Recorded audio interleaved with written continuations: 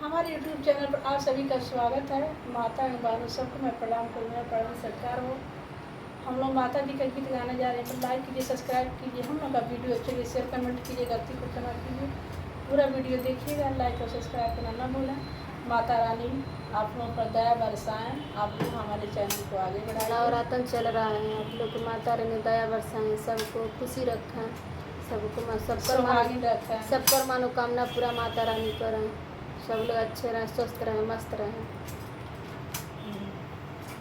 कहाँ